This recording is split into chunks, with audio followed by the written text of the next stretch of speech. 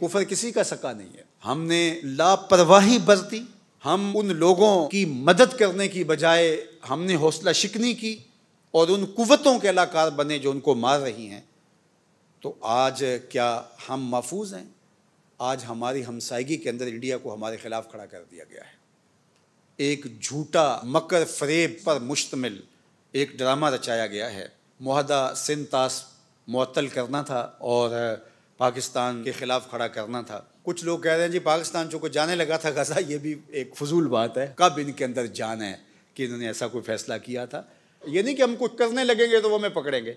हम कुछ भी ना करें, वो हमें जीने का भी हक नहीं देते। वो तो हमारे मुसलमानों वाले नाम भी गवारा नहीं करते। आप बिलादे गरब के अंदर जाएं, हमारा पर्दा भी वो निकाब नोच लेते हैं कि तुम निकाब भी ना करो। कहाँ गए आज़ादी इजहार की बात करने वाले? वो तो हमारे वजूद को बर्दाश्त नहीं करते, एक एक करके हमें मारते रहेंगे। लेकिन बहरहाल ये मौका ऐसा है कि हमें मुत्तहिद होने की ज़रूरत है, वरना ये बात जहन में रखिएगा, आलमी सतह पर मुत्तहिद नहीं होंगे तो जो हाल हुआ हमारा वो आपके सामने है। और अगर हम मुल्की सतह पे मुत्तहिद नहीं होंगे तो हमसे कितनी बड़ी ताकत हमारे मुकाबल खड़ी है। और दुनिया के बड़े बड़े जुगादरी और दुनिया के बड़े बड़े बदमाश उसकी पुश्त के ऊपर हाथ रख करके उसको कह रहे हैं तो दलेर हो। वो पाकिस्तान के वजूद को बर्दाश्त नहीं कर रहे। पाकिस्तान के वजूद को हमारे कुछ मुस्लिम ममालिक भी बर्दाश्त नहीं करते, इस एतबार से कि ये तरक्की करे। वो चाहते हैं ये मोहताज ही रहे ताकि हमसे टुकड़े लेता रहे और हमारा दस्तनगर रहे। क्योंकि इसका कवि होना, ताकतवर हो जाना उनको भी वारे नहीं है। दुश्मन की तो बात दुश्मन की रही और आलमी ताकतों की बात नहीं करता। वो तो इसको हमेशा मकरूज़ रख के ज़लील व रुसवा करके इनसे हमेशा अपने मुतालबात मनवाने के चक्कर में रहता है।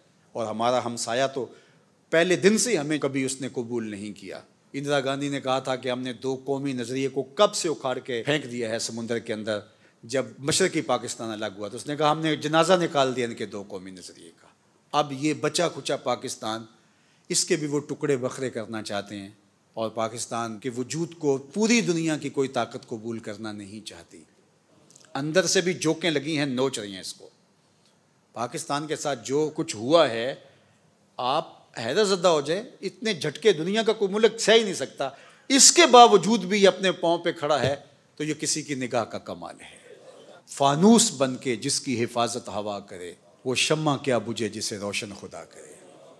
इसलिए पाकिस्तान, मैंने बारहा कहा है, मिटने के लिए नहीं, क़यामत तक कायम रहने के लिए मार्ज़े वजूद में आया है। तो इस वक्त हुकूमत के कारपरदाज़ान को और आवाम को, अपोजिशन को, सब लोगों को मिल बैठ के सोचना होगा। मुल्क के लिए अपनी अपनी अनाओं को ज़बह करना होगा और मिल के इस वतन के लिए सोचना होगा। अगर पाकिस्तान है तो हम हैं, और अगर पाकिस्तान नहीं तो फिर हमारा वजूद कहाँ है?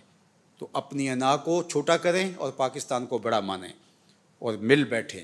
और इस वक्त जो हालिया मसला है, दुश्मन जो हमें आंखें दिखा रहा है, हम मुत्तहिद और मुत्तफ़िक़ होकर के उनको बताएं कि ये हमारे दाखिली मामले थे, तुम्हारे मुकाबले के अंदर हम सीसा पिलाई हुई दीवार हैं। और अगर पाकिस्तान की तरफ मैली आँख से देखा, आँख निकाल के रख देंगे। इस कौम के जज्बे और इस कौम का इस पाकिस्तान के साथ ताल्लुक़ की खातर और वाबस्तगी किसी से छुपा हुआ नहीं है।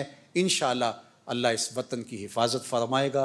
मैं इस मौके पर पाकिस्तानी गवर्नमेंट को, अपोजिशन जमातों को और जितने भी इदारे हैं सबको कहता हूँ कि इस हसासियत को मद्देनज़र रखते हुए इस वक्त वो जुड़ के बैठें और दुश्मन को दंदान शिकन जवाब दिया जाए। यहाँ कोई कमज़ोर बयान, कमज़ोर बात, कमज़ोर पॉलिसी लोगों को तोड़ के रख देगी और लोगों का मोराल नीचे करेगी।